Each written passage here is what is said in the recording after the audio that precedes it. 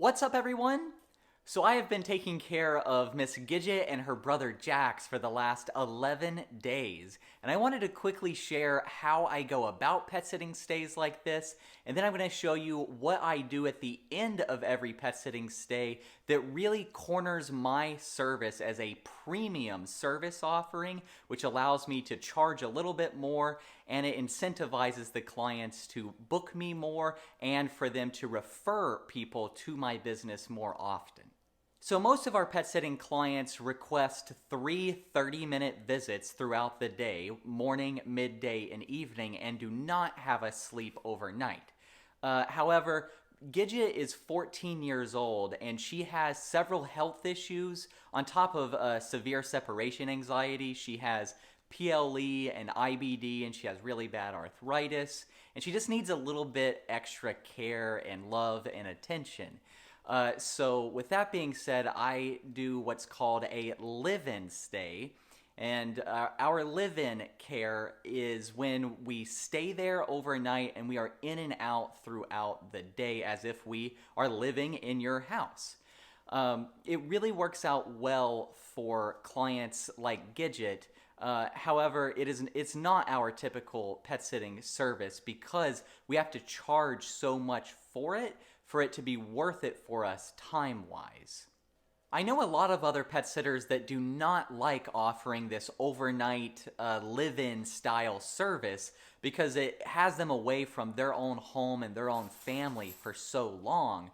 But I personally really like offering this type of service because I manage my team remotely from my phone and from my laptop, so I can kind of just hang out at a client's house and run my business, from anywhere.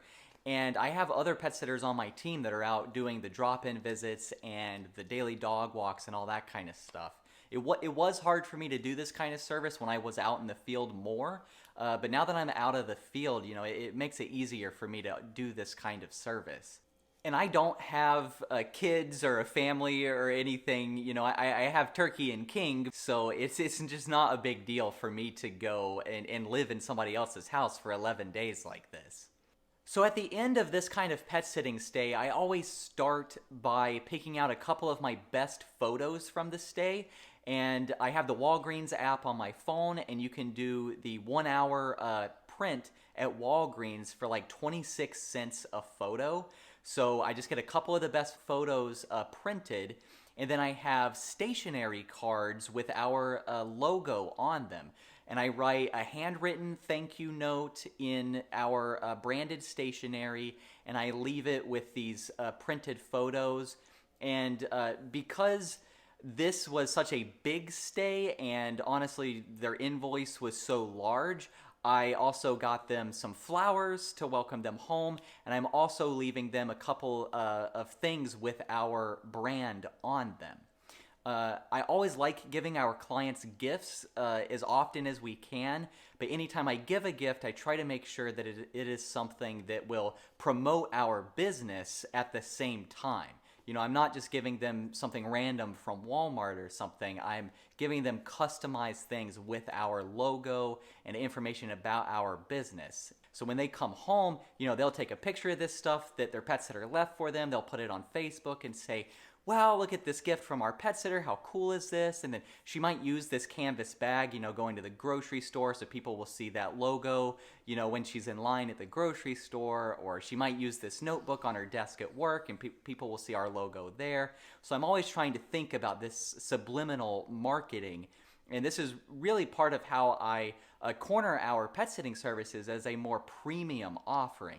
Because people do not expect their pet sitter to leave them a gift and to do something like this. And because people don't expect their pet sitters to be doing stuff like this, when they come home and see that I have left them something like this, it really just wows them. And it really helps drive more referrals, more bookings, and all of that kind of stuff in the long run. If this was a shorter stay and they hadn't have spent so much money, I would have just left a handwritten card, and I may or may not have done the photos, and I probably would not have left these extra gifts. But again, when people spend a lot of money with me in my business, I try to just do this as a way of saying thank you. So after I've gotten this welcome home gift together for the client, then I start getting all of my stuff together, because I have essentially moved into their house for the last 11 days and I have stuff scattered everywhere. And then after I have my stuff together, then I start cleaning. And post-COVID, I think it's very important for us as pet sitters to really disinfect and clean any surfaces that we have touched. So I always start in the bathroom and then just work my way from there to the front door. So I wipe all the surfaces down, I put my towels in the wash and I wash them, and then I sweep, and I take the sheets off of the bed. And at some homes, I don't wash the sheets, but with this particular client, I know that I've stayed here a lot, and I know how they do laundry just because I've been here so often, so I will go ahead and wash the sheets for them. I did actually get in trouble at a client's house a couple of years ago because they only used one type of laundry detergent on their sheets, and I washed the sheets at the end of my stay and I didn't use the right laundry detergent. So just, you have to use your best judgment on that kind of stuff. I always suggest doing as much as you can to wow your clients, but don't do too much. And remember that we're not house cleaners. You want to leave the house at least as good as you found it, if not a little bit better. But we're not a cleaning company. We are a pet sitting and dog walking company. So you kind of have to keep that in mind. So after that, then I wipe down the kitchen. I wash any dishes that I have used and I put those away. And then once I have all of this other stuff done, I always like to use the last few hours of my pet sitting stay to really just spend time with the pets, and really just enjoy those last few hours.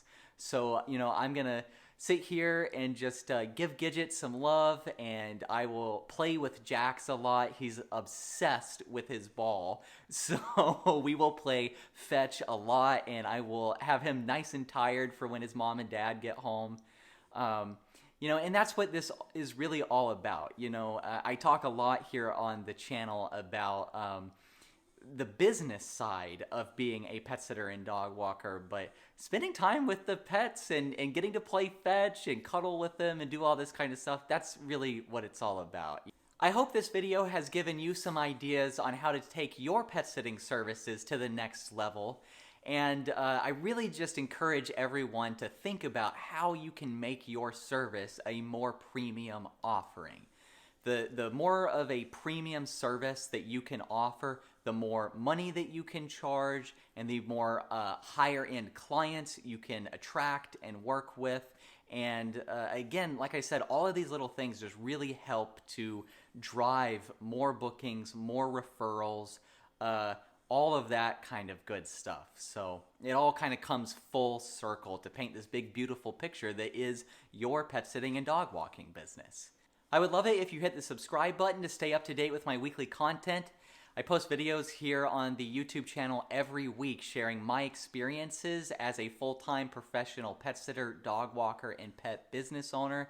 And tell me about what you do at the end of your pet sitting stays down in the comments below.